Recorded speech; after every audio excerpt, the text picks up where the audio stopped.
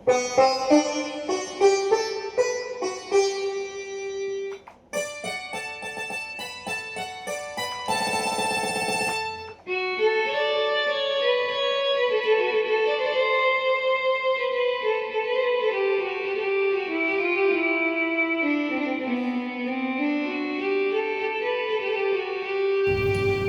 Friends, आपके साथ आपका दोस्त और आपका होस्ट विपिन आर पंडित मुखातिब है।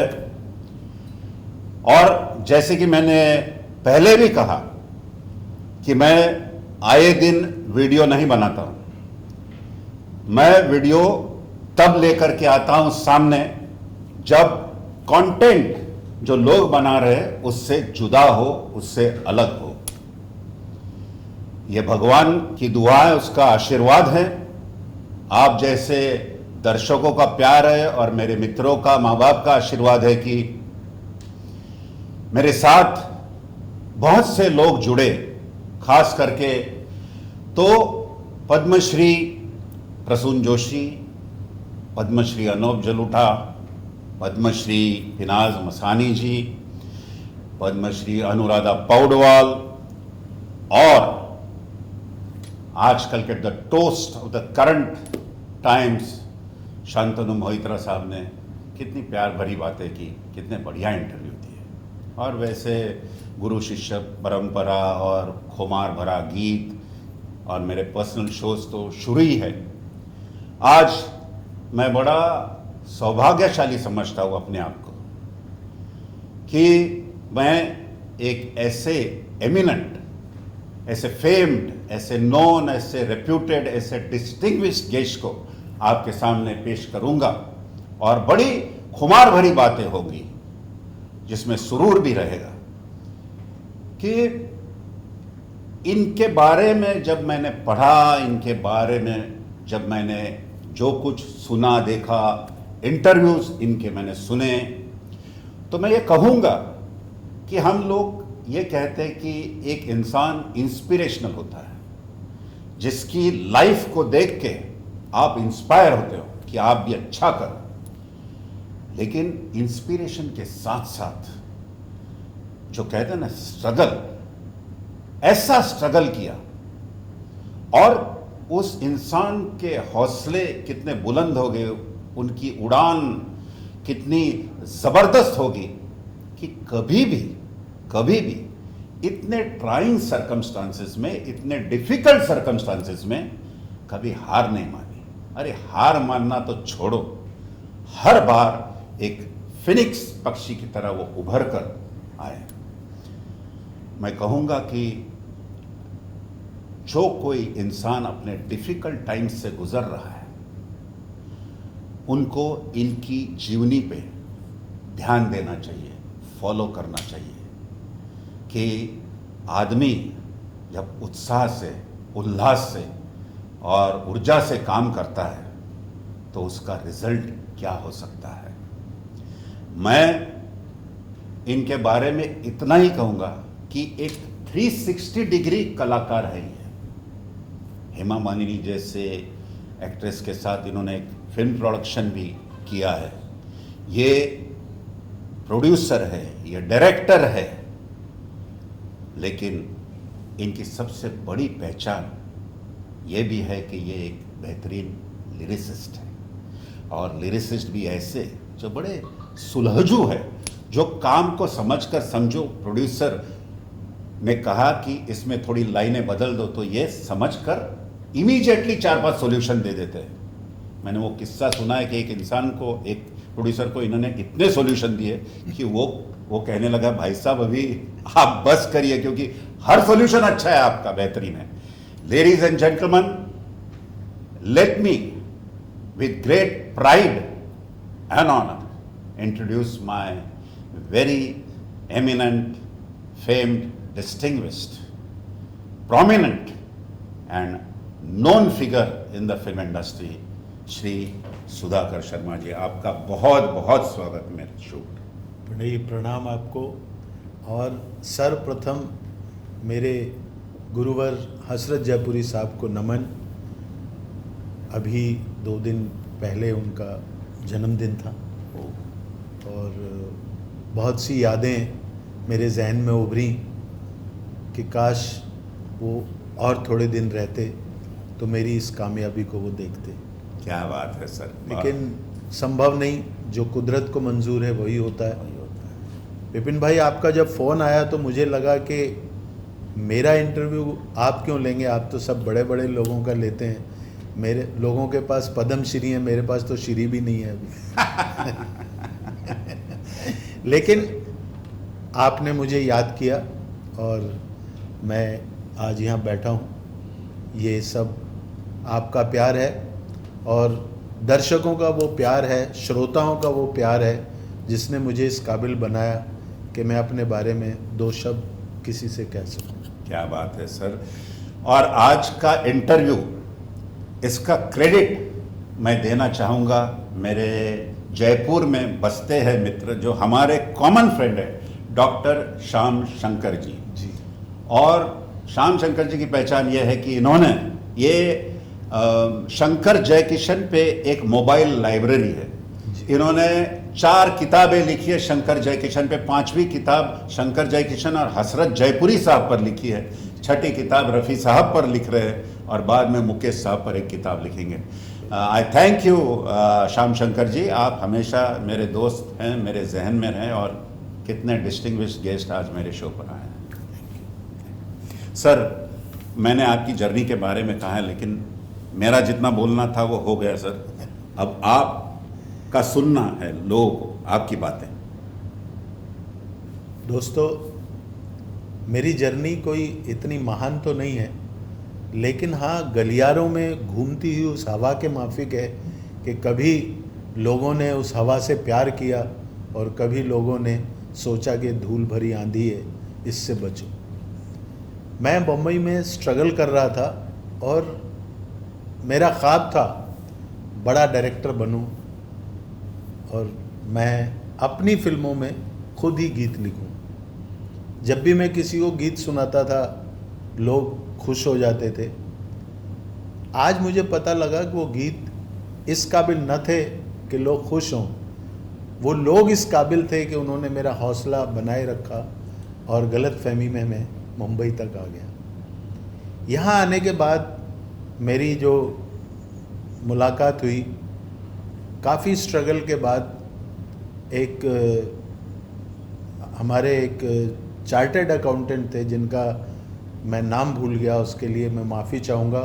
वो अगर इस इंटरव्यू को देखें तो मेरी भावना समझें, नाम भूल गया मेरी बहुत ही गलत बात है।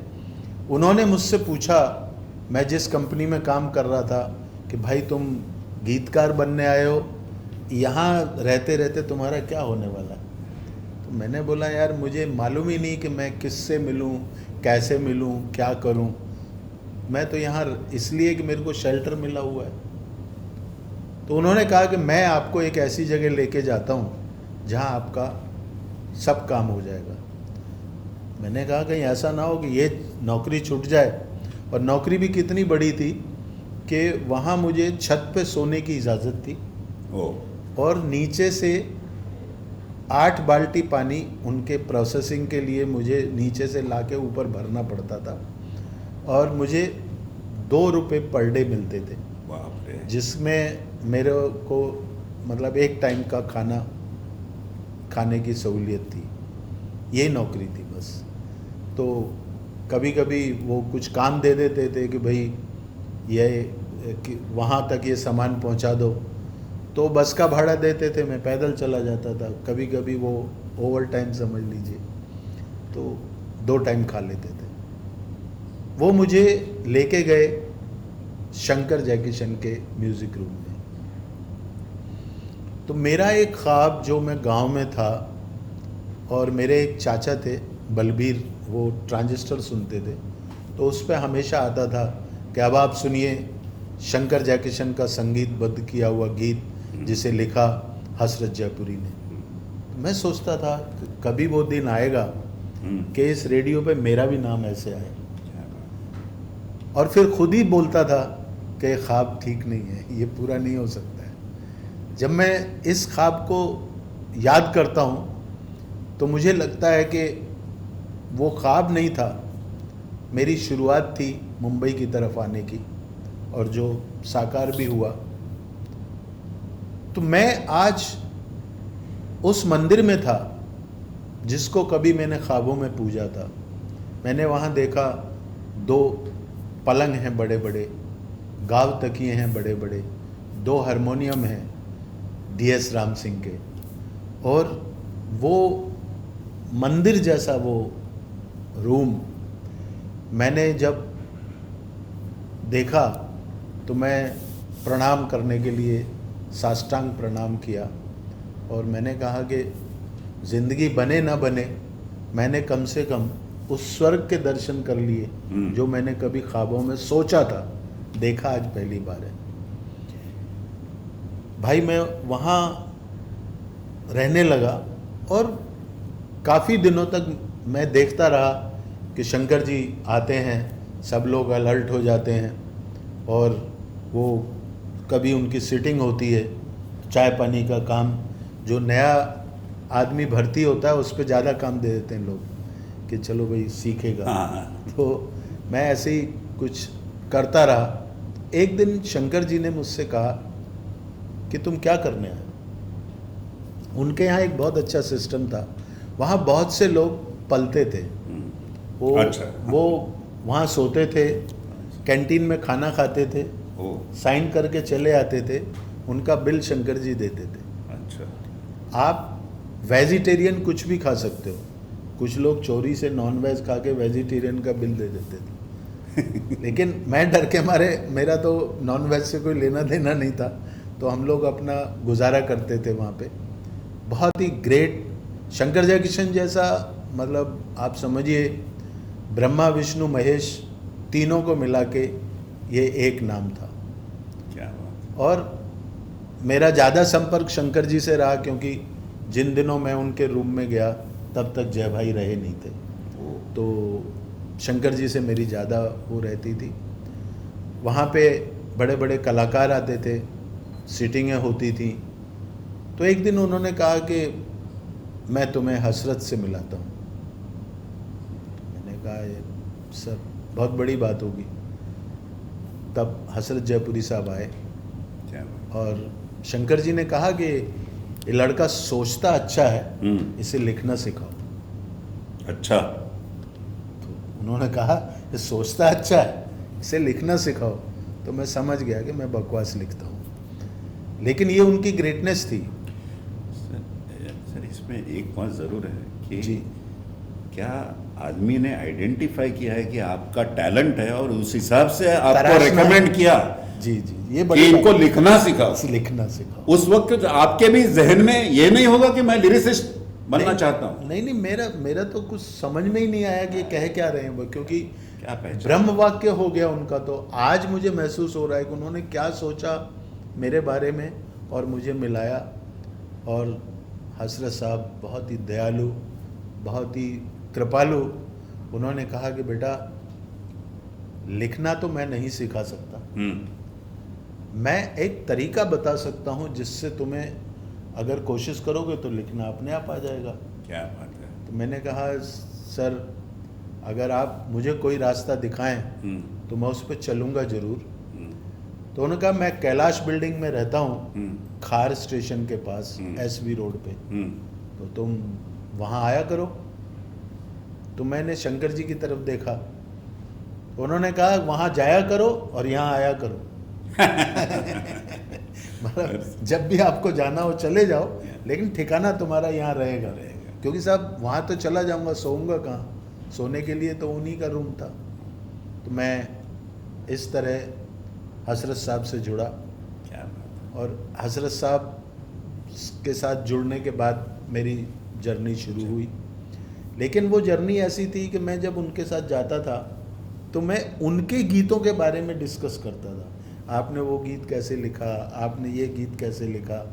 और जब कोई उनकी सीटिंग होती थी तो उसमें मैं चाय पानी के लिए हाजिर रहता था, पिलाने के लिए, ताकि इस बहाने कोई मुझे बाहर ना निकाले और वो कैसे बातें करते हैं आपस में, सिचुएशन कैसे बताते हैं, हसरत साहब उसका हल कैसे ढूंढते हैं, वो इतने फास्ट थे कि जैसे बिजली कौनती है ना जिस गति से, वाह। ऐसे उनके शब्द निकलते थे। क्या बात। अगर प्रोड्यूसर ने कहा कि हसरत साहब ये लाइन हाँ दूसरी ले लो, नहीं लाइन अच्छी है, मैं खाली मतलब नहीं ये उससे अच्छी है, अब इस पे ये हो जाता था कौन सी अच्छी है।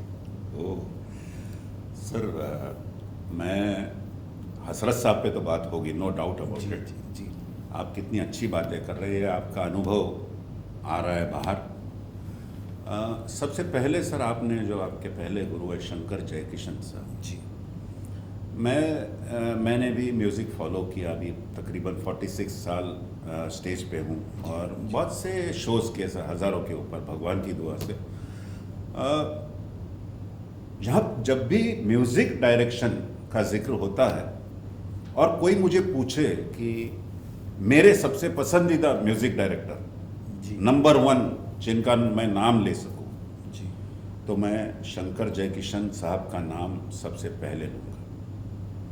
सभी लोगों ने अपना अपना बहुत अच्छा काम किया है, लेकिन आपका क्या ख्याल है, आप मुझे बताइए सर। देखिए साहब, मेरा ख्याल मैं आपको क्या बताऊं, एक आपको घटना बताता हूं जो बहुत बड़ी है मेरे लिए। मैं एक फिल्म नौशाद साहब के साथ करना चाहता था, ओके। तो तब शंकर जी रहे नहीं थे।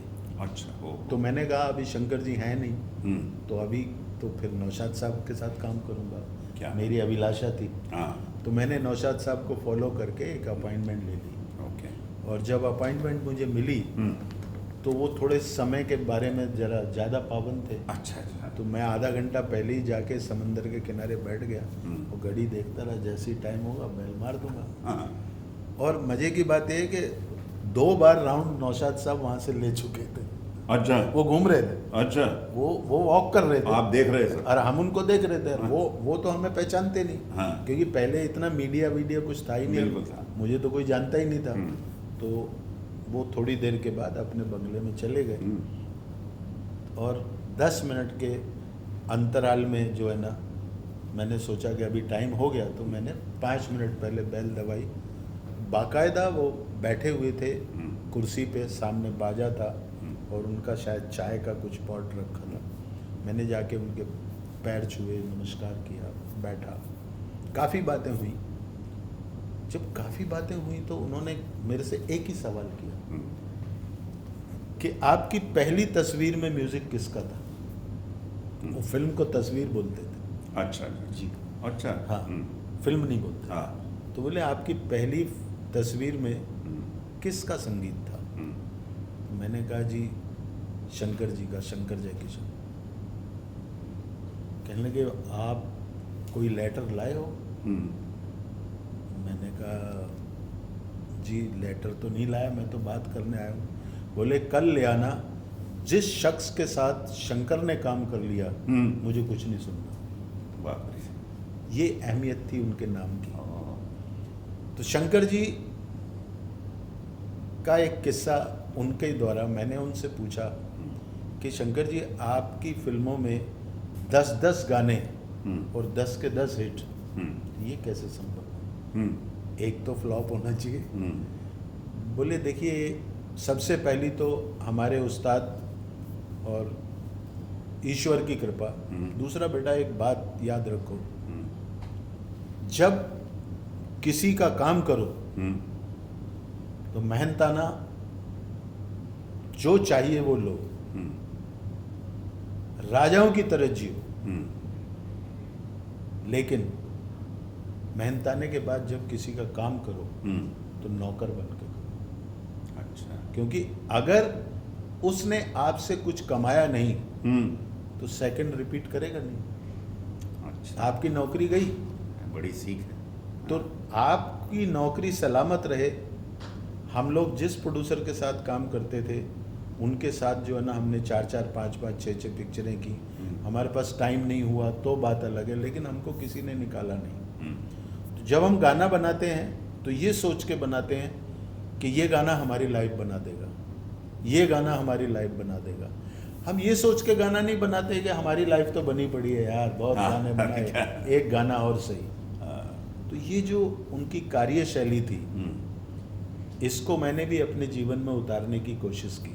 क्या बात उनका, शंकर जी का जो एक मानना था संगीत के बारे में, वो ये कहते थे कि संगीत जो है एक पूजा है, इबादत है। संगीत आपको कभी भूखा नहीं मरने देगा, लेकिन उसका रियाज आपके लिए ज़रूरी है, चाहे वो सिंगर हो, चाहे वो म्यूज़िक डायरेक्टर हो। शंकर जी ने जब ये सारी बातें मेरे जहन में डाली, मैंने चलने की कोशिश की, और एक वक्त आया कि मुझे एक फिल्म मिली डायरेक्शन के लिए, और मैंने तय किया कि इसमें मैं शंकर जी से म्यूज़िक। ये काफ़ी, मैं वहाँ से निकल चुका था, स्ट्रगल कर रहा था, वो काफ़ी अरसे के बाद मैं उनको मिला, तो उन्होंने मुझे थोड़ा पहचाना नहीं। 20-22 साल के बाद मैंने उनके पैर छुए और कहा कि शंकर जी, मुझे एक फिल्म मिली है और वो फिल्म मैं आपके साथ करना चाहता हूँ। मैं आपके यहाँ काम करता था। मैंने अपना इंट्रोडक्शन दिया तो वो एकदम चौंक गए।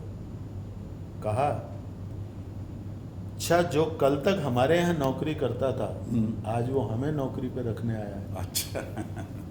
मैंने कहा, जी नहीं, मैं आज भी आपके यहाँ नौकरी करने आया हूँ, आपको रखने नहीं आया, मैं नौकरी करने आया हूँ, आप मेरे लिए एक कर दीजिए। तो उन्होंने कहा, कितने पैसे लाए हो? तो वो हमारे पास 21,000 रुपये थे। मैंने प्रोड्यूसर को बोला कि भाई, मेरे प्रोड्यूसर भी मेरे दोस्त ही थे, विजय वीर सिंह त्यागी, आज वो इस दुनिया में नहीं है, लेकिन मेरे लिए उन्होंने जो ये पहला कदम उठाया उसकी बदौलत मैं यहाँ तक हूँ। तो मैंने कहा, भाई 21,000 है, निकाल दीजिए। तो उन्होंने कहा, नहीं, इस पे 1 रुपया और रखो। तो अभी हमने इधर उधर 1 का नोट भी मिल गया, तो वो भी हमने रखा। शंकर जी ने वो 1 रुपया लेके कहा कि पूरी पिक्चर इसी रुपए में करो। क्या बात। और हम उसी रुपए में उन्होंने पिक्चर की, उन्होंने अपना मेहनताना नहीं लिया। तो उनका जो काम करने का जज्बा था सर, वो ऐसे था जैसे किसी स्ट्रगलर को कोई काम मिल जाए ऐसा, और वो बेहतर से बेहतर क्या कर सकता है। पैशन है। पैशन है। और सर, ये दोनों कैसा काम करते थे साथ में? कभी शंकर जी ने आपको बताया? क्योंकि लोग जानना चाहेंगे कि ये दोनों आपका संबंध रहा है, तो ये कैसे काम करते थे सर? इनका काम करने का तरीका जो मुझे शंकर जी ने बताया, हसरत साहब ने बताया, ऐसा था कि ये रोज एक एक गीत बनाते थे, कभी 2 भी बन जाते थे। तो एक एक गीत भी बनाए तो रोज 2 तो बन गए। अच्छा अच्छा अच्छा। एक का बैठना होता था गैलॉर्ड में। अच्छा, हाँ, चर्च गेट पे। हाँ, बिल्कुल बिल्कुल। वहाँ जय भाई बैठते थे। बिल्कुल। और सीसीआई क्लब में शंकर जी बैठते थे। अच्छा, वो भी नजदीक है, आगे पीछे। आगे पीछे, हाँ, बिल्कुल। और मोस्टली हसरत साहब कंफर्ट थे जय भाई के साथ, हाँ, और शैलेंद्र जी कंफर्ट थे शंकर जी के साथ। ऐसा नहीं कि वो एक दूसरे के साथ लिखते नहीं थे, लेकिन आम तौर पे इस तरह से इनका थोड़ा सा काम बटा हुआ था।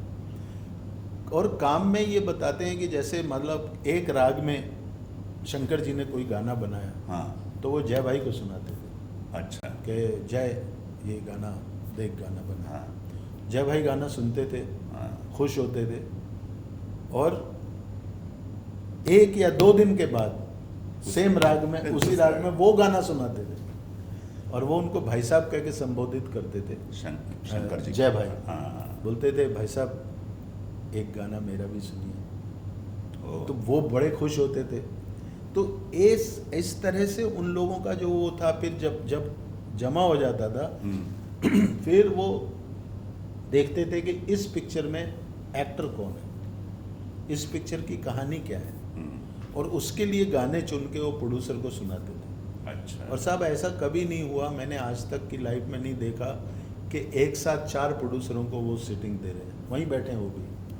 तेरी पिक्चर में कौन है? अच्छा, धर्मेंद्र है, इसको वो गाना सुना, ये गाना तेरा। तेरी पिक्चर में राजेंद्र कुमार है, अच्छा ये गाना तेरा। तेरी पिक्चर में अच्छा नया लड़का है ना, तो ये गाना तेरा। वो गाना ऐसा बांटते थे जैसे मंदिर में प्रसाद बट रहा है। और लोग, हाँ, और लोग ले लेते थे। लोग उसको सरमाथे ले लेते थे। उन्हें मालूम था कि ये जो कह रहे हैं बस इसमें ही सही है, नहीं तो 6 महीने तक सेटिंग ही नहीं होगी। उनके पास इतना काम था और उनके काम करने का यही स्टाइल था कि वो जब काम करते थे तो इतनी लगन से करते थे, उनका कोई गाना फ्लॉप होता ही नहीं था। तो म्यूजिक की बैंक का कॉन्सेप्ट उन्होंने उस वक्त लाया बिल्कुल, जब बिल्कुल। खाली उसका नाम बैंक नहीं था। बैंक नहीं था, बिल्कुल। लेकिन म्यूजिक उनके पास इतना था कि वो मतलब उनका भंडार ऐसा था। मैंने शंकर जी को बोला कि सर मैं आपके गाने का बहुत फैन हूँ, मुझे सेम ट्यून चाहिए।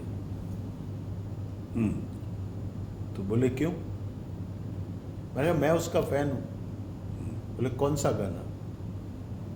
तो आजा आई बाहर दिल है बेकरार, वो मुझे राजकुमार का गाना बहुत पसंद था। मैंने उस गाने की वजह से ये पिक्चर कई बार देखी थी। अच्छा। तो उन्होंने कहा कि आप एक काम कीजिए, सेम मीटर पे गाने लिखिए लेकिन ट्यून में दूसरी बनाऊंगा और मज़ा उतना ही आएगा। क्या बात है, फिर कौन सा? तो मैंने गाना लिखा, फिल्म थी गोरी।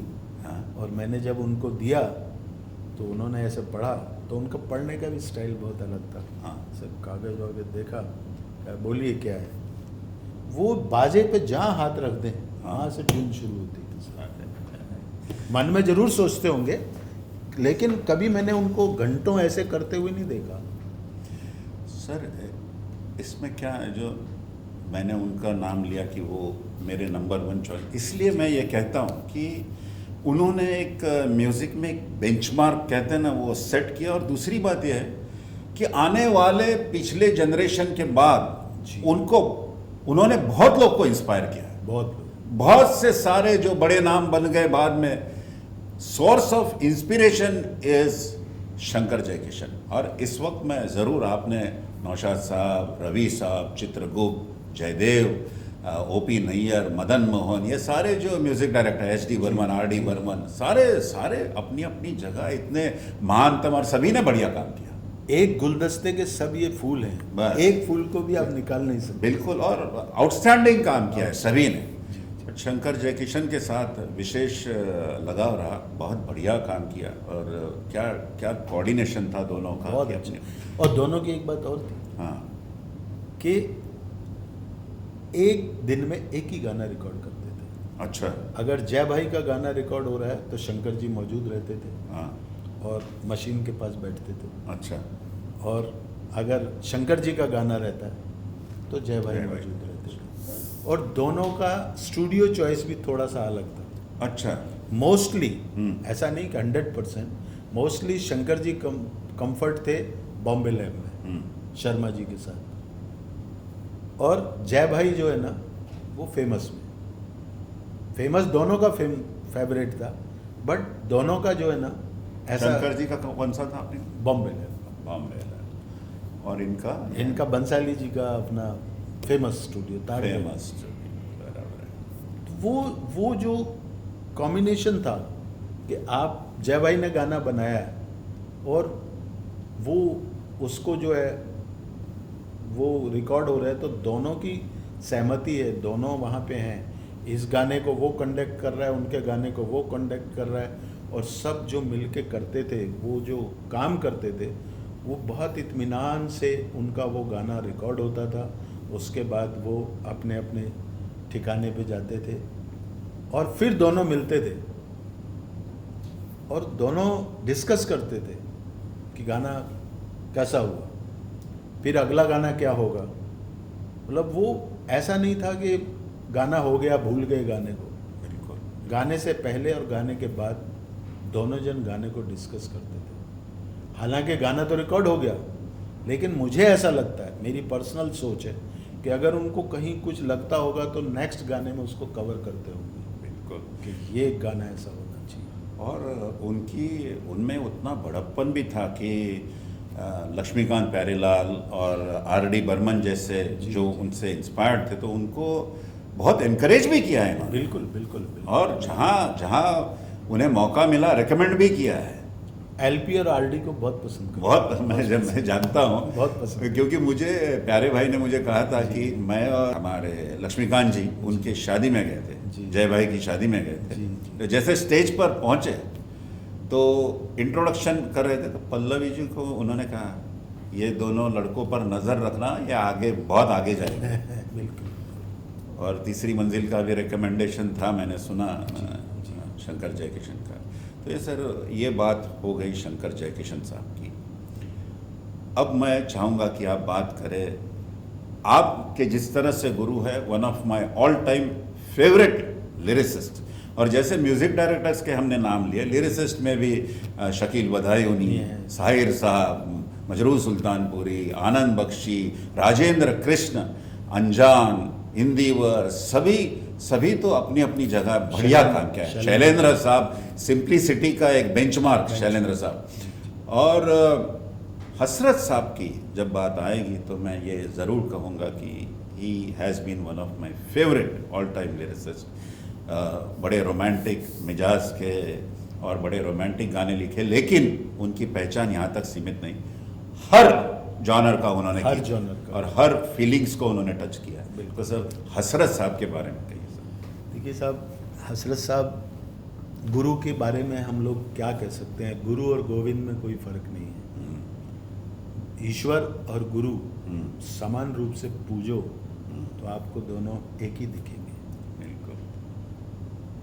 उससे ना, गुरु गोविंद दो खड़े काके लागू पाए, बलिहारी गुरु आपके गोविंद दियो बताए। मैं जिस वक्त हसरत साहब से मिला,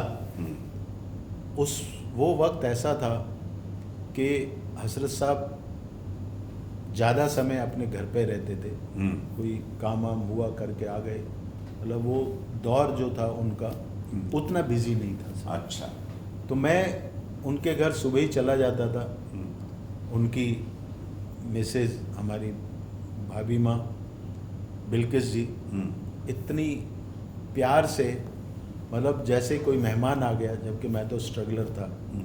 मुझे, अगर मैं सुबह पहुंचा हूं तो लंच उनके साथ होता था, अगर मैं दोपहर के बाद पहुंचा हूं तो डिनर उनके साथ होता था। क्या बात। तो हजरत साहब के गानों को ही मैं उनके साथ डिस्कस करता था और पूछता था कि आपने ये गीत कैसे लिखा, आपने ये गीत कैसे लिखा। ऐसा काफ़ी हम लोगों का।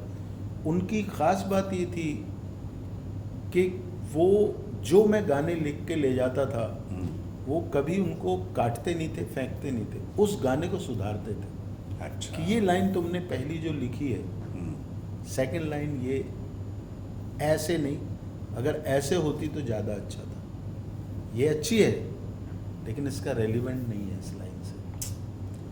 तो एक कलम पकड़ के सिखाने वाली बात वो हसरत साहब ने की। क्या बात। मेरे को फिर एक दो पिक्चरें, मैं असिस्टेंट डायरेक्टर हो गया था, तो मेरे को जो मिली तो मैंने हसरत साहब को रिकमेंड किया कि आप उनसे लिखवाइए। तो एक दिन मुझे बोले कि भाई जब तेरे को काम मिल रहा है तो तू लिखना, मैं हूँ। मैंने कहा नहीं, आप लिखिए, मैं खाली बैठूंगा, मैं देखूंगा आप कैसे लिखते हैं। तो हसरत साहब इतने प्यारे इंसान थे, ना काहू से दोस्ती ना काहू से बैर, कभी उन्होंने किसी राइटर के बारे में बुरा भला नहीं कहा और हमेशा शैलेंद्र जी की बहुत तारीफ़ करते थे, बख्शी साहब की बहुत तारीफ़ करते थे, लगभग सबकी तारीफ़ करते थे। और वो ऐसे खूबसूरत लफ्ज़ों को संजोते थे कि जिस विधा में भी उनको गीत लिखना हो, वो मुझे बता रहे थे कि राजेंद्र कुमार जब भी मिलता है तो वो हमेशा बोलता है आ मेरे महबूब, और गले लगता था। और बता रहे थे कि राजेंद्र कुमार ने एक बार उनको एक ब्लैंक चेक भी दिया था। अच्छा। जो उन्होंने ना भरा ना डाला। अच्छा। वे खुद वो जो गाना उन्होंने लिखा था ससुराल में, हाँ, बहारो फूल बरसाओ मेरा सूरज सूरज सूरज सूरज बहारो फूल बरसाओ मेरा महबूब आया है। क्या। तो ये तो गुरुजी ने जब मुझे ये सब विद्या सिखाई तो काफ़ी उन्होंने घटनाएं भी बताई कि कैसे उनको काम मिला, कैसे उन्होंने उस काम को किया। हसरत साहब का एक मानना था कि जब तुमको काम मिले तो वो काम को आप ये समझ के करो कि अगर ये काम मेरा चल गया तो फिर आपको काम मांगना नहीं पड़ेगा, काम आपके पास आए। आपके पास है। काम आपके पास आए, इसके लिए किसी के पैर छूने की ज़रूरत नहीं है, खुशामद करने की ज़रूरत नहीं है। आप अपने काम में मजबूती लाओ, हाँ, वो शिद्दत से काम। शिद्दत से काम करो। क्या बात। तो हजरत साहब जैसा गुरु मिलना मेरे नसीब की बात थी, और मैंने गंडाबद्ध शागिर्द उनका हूँ तो इकलौता हूँ, उन्होंने किसी को शागिर्द नहीं बनाया। मैंने उनसे एक बार कहा कि सर मैं ऐसे ऐसे करना चाहता हूँ, और उन्होंने बड़े प्यार से मुझे आशीर्वाद दिया। और आज भी जब कहीं मैं किसी गाने में फंसता हूँ तो जहन में उनकी तस्वीर उतार के मैं उस गली से निकल जाता हूँ। और आपको जवाब भी मिलता होगा कि भैया बराबर- ये ऐसा करो। बराबर मुझे ऐसा लगता है कि उन्होंने खुद ही कलम पकड़ के मेरी लाइन चेंज कर दी। या सर मैं, और जितने भी रोमांटिक सॉन्ग्स हुए हैं फिल्म इंडस्ट्री में सभी अच्छे थे, लेकिन इस रंग बदलती दुनिया में हाँ। क्या क्या लिखा है, दिल के झरोखे में तुझको तेरी प्यारी प्यारी सूरत को, फिर ये आपने जिक्र मेरा महबूब आया, बहारो फूल बरसा, क्या कितने बढ़िया गाने, क्या गाने में मीनिंग्स भी कितना है। और वो आपने सही कहा सर कि एक अल्फाज को अगर डेकोरेट करना है तो हजरत साहब का जवाब नहीं, एब्सोल्युटली जवाब नहीं। और एक हजरत साहब का एक ख़ास अंदाज ये था कि सर वो जो है ना, वो बोलते थे कि गाना दिखना चाहिए, गाना दिखना चाहिए। अब उन दिनों टीवी भी नहीं था, तो मैं मन ही मन सोचता था कि ये दिखेगा कैसे गाना यार, सुनाई दे वहाँ तक तो ठीक है, अब ये कह रहा है दिखना चाहिए। तो काफ़ी दिनों के बाद मैंने एक दिन हिम्मत करके पूछा, मैंने कहा हजरत साहब ये गाना दिखेगा, जब पिक्चराइज होगा तो दिखेगा ना? बोले नहीं, राइटिंग में दिखना चाहिए। वो कैसे? तो उन्होंने अपने गाने को बताया कि देखिए एक गाना है, अब मैं कहता हूँ कि ए फूलों की रानी, बहारों की मलका, तेरा मुस्कुराना गजब गजब। तो आपको नहीं लगता कि सामने बगीचा दिखाई नहीं देता, फूल दिखाई नहीं देते, हीरोइन दिखाई नहीं देती, लफ्ज़ों में सब दिखाई देगा ना? तो ये ए फूलों की रानी, जब फूल की बात आई, बहारों की मलका, फूल फूल बाहर लाते हैं, फूल खिलेंगे तो बाहर आएगी, और जैसे फूल खिला वैसे ये मुस्कुरा रही है, वो गजब ढाएगा। एक लफ्ज ठूंसा हुआ नहीं लगेगा, हर लफ्ज रिलेवेंट है, तो आपको दिखाई देगा ही देगा ना। ये बहुत अच्छी बात कही आपने। तो दिखाई देने का मतलब ये है। अब मैं कहता हूँ कि बोले, मैंने कहा कि ये मेरा प्रेम पत्र पढ़ के कि तुम नाराज ना होना। अब मैंने लिखा कि मेरा प्रेम पत्र पढ़ के तुम नाराज ना होना, तो तुमको ऐसा नहीं दिख रहा कि मैं किसी माशूक के लिए एक लेटर लिख रहा हूँ और उसको रिक्वेस्ट कर रहा हूँ तुम नाराज ना होना, कि क्यों नाराज नहीं होना? तुम मेरी जिंदगी हो, तुम मेरी बंदगी हो। तो अब पहले लफ्ज़ में उन्होंने कहा कि ये मेरा प्रेम पत्र पढ़ के तुम नाराज ना होना। आप पहली बार किसी लड़की को ख़त लिखो, हो सकता है ना वो फाड़ के फेंक दे, नाराज़ हो जाए, लेकिन वो फटाक से उन्होंने जवाब दे दिया कि तुम मेरी ज़िंदगी हो, तुम मेरी बंदगी हो। तो इंटरेस्ट होगा, अरे यार ये तो ऐसे कर रहा है, तो अंतरे तक आएगी, फिर अंतरे में जवाब दे दिया तो क्रॉस तक जाएगी, क्रॉस तक आएगी तो फिर मुकड़े को पड़ेगी। ये दिखाई देना होता है। ओ, तो ये वो कहते थे कि वो जो मेरा गाना है जी, वो सुनने के बाद जो लिसनर है वो इमेजिनेशन में जाना चाहिए, जाना कि क्या चाहिए, है, क्या है। क्योंकि पहले रेडियो ही थे ना, टीवी था ही नहीं। हाँ बिल्कुल, और हर मीडियम रेडियो ही था, मीडियम रेडियो था, और हर आदमी फिल्म देखने नहीं जा सकता है। क्या कन्वे किया सर, गांव का किसान थोड़ी जाएगा। क्या करना। अभी आप बोलते हो उनका जो गाना है, अभी आप हजरत साहब का एक और एग्जाम्पल उन्होंने दिया कि मैं समझो जा रहा हूँ रास्ते से, और मुझे लगता है कि इस रास्ते में वादियाँ हैं, ऐसा सब कुछ है, तो मेरे लफ्ज़ों में जब वो बात आएगी, अगर मैं गाना लिखूँगा, मैं पान खाए सैया हमार, तो अब जो पान खाएगा उसके कुर्ते पे छींट तो आएगी ही आएगी, हाँ ऐसा हो ही नहीं सकता है। तो वो पान, वो छींट, लाल, वो कुर्ता, मतलब ये रिलेवेंट चल रहा है। आप, उन्होंने वहाँ पे दुपट्टा नहीं बोला ना, होठ लाल लाल। होठ लाल लाल, क्योंकि पान खाओगे होठ लाल हो जाएंगे। तो ये जो गूंथते थे शब्दों को, वो उस्ताद हसरत जयपुरी साहब का ही कमाल था। कमाल, वाकई में बहुत। और ये मेरे को बड़ा काम आया। जैसे कि मेरा जब एक गाना, सुपरहिट गाना है आज का, जब मैं ये लिखने लग बैठा तो मेरे को सर ये समझ में नहीं आया पंडित जी कि एक तो ये मेरा समझो सुपरहिट गाना हो रहा था, ओढ़ली चुनरिया तेरे नाम की, और उसके बाद मैं फिर चुनरिया लिखना चाहता था। तो अब समझ में ये नहीं आ रहा था कि क्या करूं, कहाँ से लिखूं, कैसे करूं। तो ऐसे करते करते मुझे कहा कि अगर किसी लड़की अल्लड़पन में दौड़ रही है और उसकी चुनरिया सरकेगी तो क्या होगा।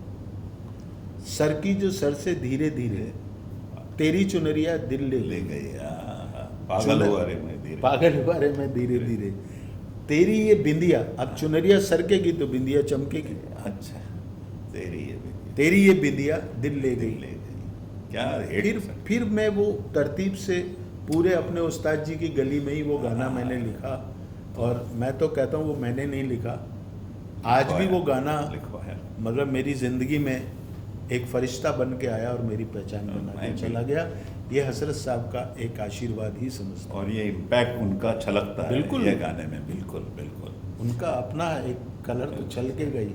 हाँ, और इस वक्त सर मैं एक बात ज़रूर कहूँगा कि उनके जो साहबजादे अख्तर साहब, वो मेरे शो में भी आए थे और मेरे बहुत ही नज़दीक के दोस्त बहुत थे। अच्छा बच्चा है। हाँ, बहुत अच्छा अच्छे दोस्त हैं। और जब भी सामने आते हैं तो मुझे वो किस्सा याद आ जाता है जब हसरत साहब और जयकिशन साहब उन्हें हॉस्पिटल में देखने गए थे, उनका जन्म हुआ था। उसी पे तो गाना लिखा। उसी पे तेरी प्यारी प्यारी सूरत को किसी की नज़र, अपने बेटे पे उनकी सूरत। और इसलिए जब भी वो सामने आते तो मुझे वो गाना याद आता है। और उसका निकनेम भी चंदा है। चंदा है उसका। तो ये है।